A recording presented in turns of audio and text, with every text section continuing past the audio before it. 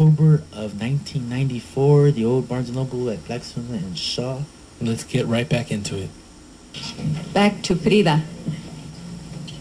I think what I was initially drawn to was the pain. The pain in all her work. I became very curious about it because a lot of the what seems to be violence in the work, I used to hear men from my culture saying she was psychotic, and that and I've heard a lot of women say, I'm afraid of her work. And then there were the politically correct revolutionary hacks that, or hags, or that used to criticize her and say things like, if it hadn't have been for Frida, Diego would have been more politically committed. You know, Diego Rivera was a huge man, and Frida was a very small, frail woman.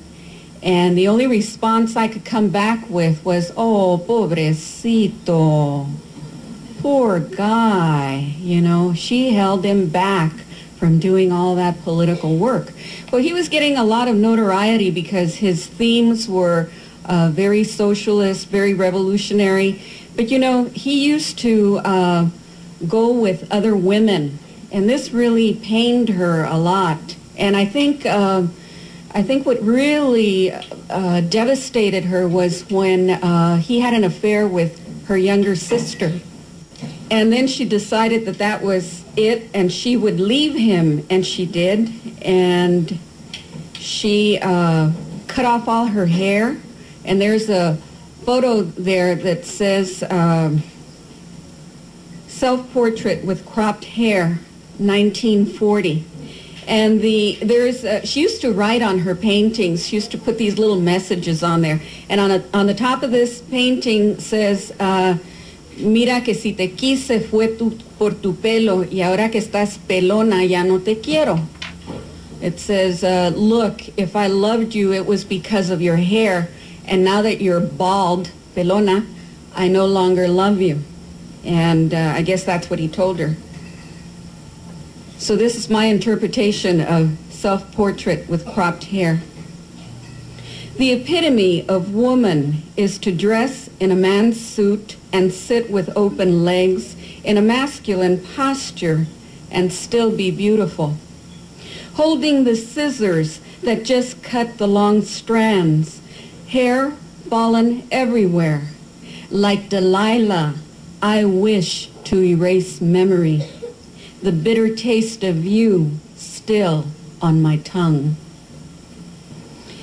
During this period, when she was, I guess, dealing with his infidelity, there was also this murder.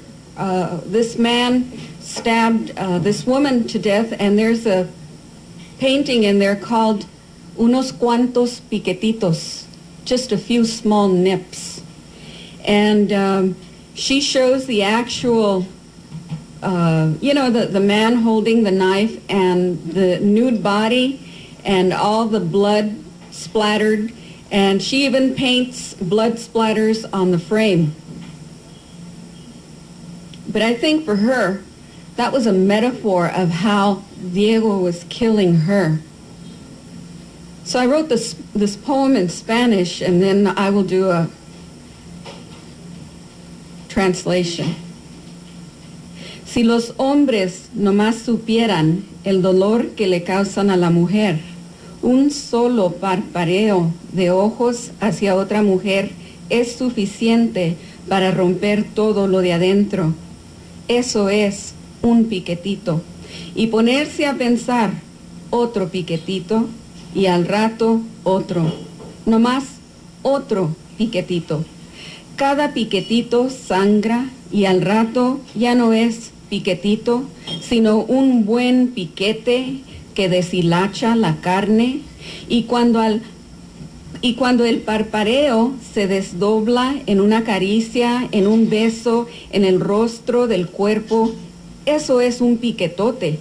Piquetito, piquetito, ya tanto piquetito me dejan descarnada. Quizás por eso no sentí el piquetote. Estaba casi muerta. And this concludes today's episode of the reading of Juan Felipe Herrera and Margarita Luna Robles. At the reading at Barnes & Noble when it was still at the Blackstone in Shaw location on October 1994. Stay tuned for part 2 of this show, which airs on what date, Mike? August 26th. And on August 12th, we have David Dominguez.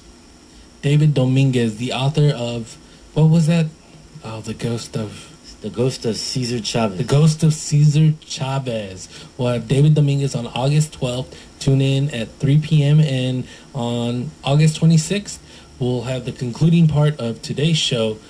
And that's it for today's show. I'm your host, Mike Medrano. I'm David Campos. And you have been listening to Paquetelas on KFCF 88.1 FM Fresno, your listener-supported radio.